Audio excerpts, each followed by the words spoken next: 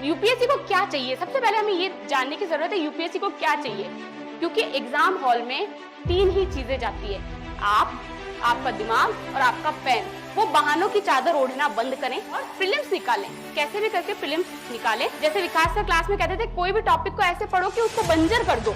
बंजर कर दो का मतलब है कि पूछो तुम्हें क्या पूछना है, इस मोड में रहना, आओ तुम पूछो तुम्हें क्या पूछना है। तो कल परसों ही सर ने अनाउंसमेंट की, मुझे ध्यान पड़ा कि सर ने एक ऐसा सिस्टम डेवलप किया है कि हिंदी मीडियम का कोई भी बच्चा जिसने प्रीलिम्स अगर निकाल लिया हो, वो प्रीलिम्स निकलने के बाद दिल्ली आए, दिल्ली में उसका रहना, खाना, पढ़ाई, एवरीथिंग, मतलब अस्मिता जो एक स्कीम है तो उससे अलग एक स्कीम और सर लेके आए हैं। तो आपको कुछ भी नहीं करना, आपको प्रीलिम्स निकालना है। मतलब इतना तो आप एक अगर ब्यूरोक्रेट बनने जा रहे हैं तो इतनी जिम्मेदारी तो उठाएं कि हम प्रीलिम्स निकाल ले, तो एक सीरियस एस्पिरेंट के तौर पे अपने आप को पेश कर सके।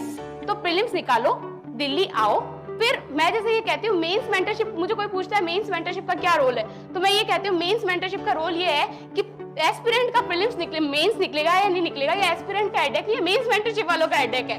तो वो आप पे इतना काम करेंगे वहां पे कि आपका मेंस जो है, अगर आप एक्चुअली वहां पे फॉलो करते हैं तो वो निकलेगा। वो कैसे निकलेगा, क्या प्रोसेस रहता है, वो मैं थोड़ा सा आपको यहाँ समझाती हूँ कि मेंस मेंटरशिप का एक शेड्यूल मिलता है आपको, उस शेड्यूल के अकॉर्डिंग टेस्ट होते हैं, उसमें प्रॉपर सब्जेक्ट वाइज टेस्ट होते हैं। तो 2 तरीके से टेस्ट चलते हैं वहां पे। एक तो डेली प्रैक्टिस आंसर होते हैं, क्वेश्चन आंसर फॉर्मेट में आपको मिलते हैं 20-20 क्वेश्चन।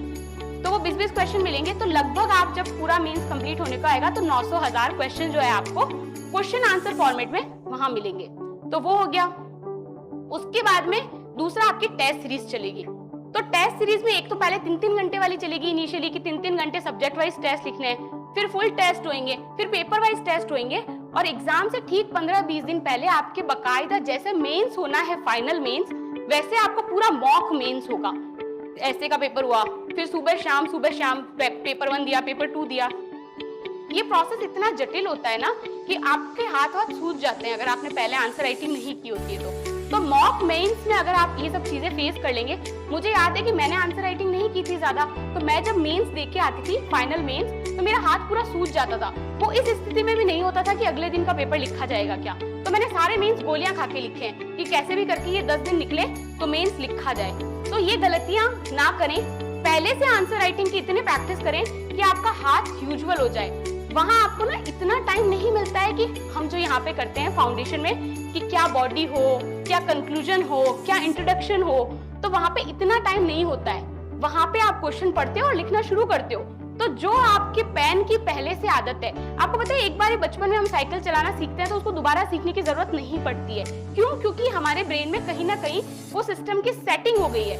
तो जो आपका पेन जो है मॉक में लिखेगा, वो आपके पेन की सेटिंग हो जाएगी वहां पे। वो आप भूल जाओगे चीजें, बट आपका पेन नहीं भूलेगा कि वहां पे आपको क्या लिखना है।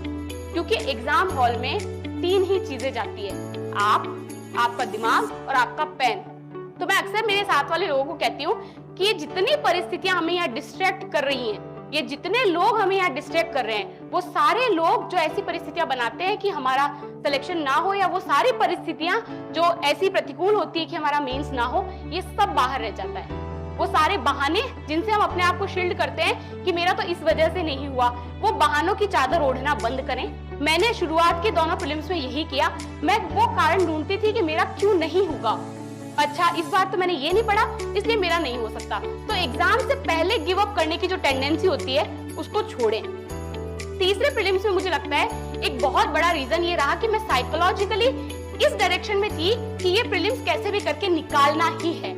और पहले 2 प्रीलिम्स में मैं साइकोलॉजिकली इस पोजीशन में थी कि अपना प्रीलिम्स निकल भी जाएगा तो अपन मेंस के लिए तो तैयार है ही नहीं, अपन तो अगले साल देंगे 1 साल पूरा पढ़ के। वो 1 साल कभी नहीं आएगा, एक पूरा साल आपको पढ़ने के लिए कभी नहीं मिलेगा, क्योंकि इस एग्जाम के साथ जिंदगी का एग्जाम भी चल रहा है आपका।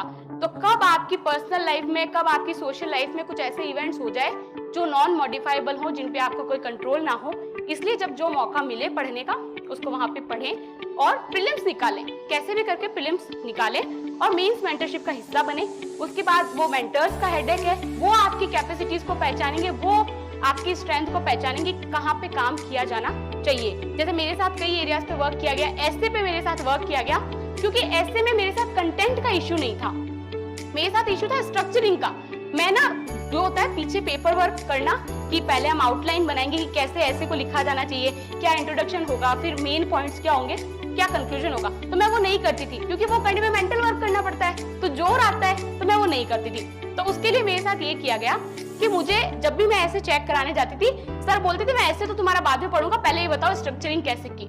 तो जो पीछे के 3-4 पन्ने वो चेक करते थे कि मैंने पॉइंट्स बनाए या नहीं बनाए, तो उससे मेरे ऊपर हमेशा एक दबाव रहा कि मुझे अच्छी स्ट्रक्चरिंग करनी है, और फिर इस तरीके ऐसे तैयार हुआ। और कहीं ना कहीं मुझे लगता है कि मेंस मेंटरशिप में भी वो आपके ऊपर मेहनत जितनी करेंगे, उतनी ही मेहनत आपको अपने आप पे भी करने की जरूरत है। तो मुझे लगता है 2 एग्जाम्पल में यहाँ पे आप लोगों को बता सकती हूँ कि वो मेहनत आप अपने आप पे करते हैं तो कैसे फायदा होता है। एक तो सबसे पहले जैसे मेंस मेंटरशिप के जो हमें क्वेश्चन आंसर मिलते थे, उसमें एक था जेम्स वेब टेलीस्कोप का क्वेश्चन था। तो वो जेम्स वेब टेलीस्कोप क्या होता है, इसका क्या इंपॉर्टेंस है, ये सब उस क्वेश्चन में था। तो मैं हमेशा जब मैं पढ़ती हूँ, मैं बहुत धीरे पढ़ती हूँ। मेरे को हमेशा है कि कंसेप्ट बिल्ड करके पढ़ो, भले 60-70% पढ़ो। तो कई बच्चे मेरे जैसे होंगे जो इस बात से तनाव में रहते हैं, सिलेबस पूरा नहीं हुआ, क्या करें। पूरा होना इंपॉर्टेंट नहीं है, जितना किया, क्या आपको वो आता है, वो आपको कितना आता है, क्या आप उससे किसी भी क्वेश्चन को आंसर करने में कैपेबल है क्या। जैसे विकास सर क्लास में कहते थे, कोई भी टॉपिक को ऐसे पढ़ो कि उसको बंजर कर दो। बंजर कर दो का मतलब है कि पूछो तुम्हें क्या पूछना है, इस मोड में रहना, आओ तुम पूछो तुम्हें क्या पूछना है। तो वैसे अपने टॉपिक्स को प्रिपेयर करें। तो जेम्स वेब टेलीस्कोप का जो क्वेश्चन था, उस क्वेश्चन आंसर में उसमें ना उसका डायग्राम नहीं बना हुआ था। तो मुझे लगा कि अरे ये तो डायग्राम ही नहीं है उसका। तो मैं तुरंत गूगल किया, मुझे याद है मैंने उसके पेपर के ऊपर ही जो है ड्रॉ कर दिया था कि ये जेम्स वेब टेलीस्कोप है, प्राइमरी कैमरा यहाँ है, सैटेलाइट का रडार यहाँ पे है, ऐसे ऐसे सब कुछ लिख के। फाइनल हमारे मेंस में जेम्स वेब टेलीस्कोप का ही क्वेश्चन आया, लेकिन क्वेश्चन का जो कंटेंट था, जो डिमांड थी, वो उस क्वेश्चन से डिफरेंट थी जो उसमें थी। क्वेश्चन जेम्स वेब टेलीस्कोप का ही था, पर अलग तरीके से पूछा गया था। अब कंटेंट तो वहां याद नहीं आया, पर वो डायग्राम जरूर याद आया कि वो जो डायग्राम हमने बनाया है। तो मैं ये कहूंगी कि मेंटरशिप के साथ अपने आप पे भी मेहनत करें। यूपीएससी को क्या चाहिए, सबसे पहले हमें ये जानने की जरूरत है यूपीएससी को क्या चाहिए। अगर मुझे एक शब्द में कहना हो, अगर सिंप्लीफाई करूं मैं इस प्रिपरेशन को, तो मैं कहूंगी यूपीएससी को एक क्यूरियस माइंड चाहिए, एक जिज्ञासु दिमाग चाहिए कि ये पंखा चल रहा है तो क्यों चल रहा है, बाहर चक्रवात आ रहा है तो क्यों आ रहा है। क्या आप अपने जीवन पे क्यों पे फोकस करते हैं, क्योंकि क्यों का मतलब होता है एनालिसिस करना।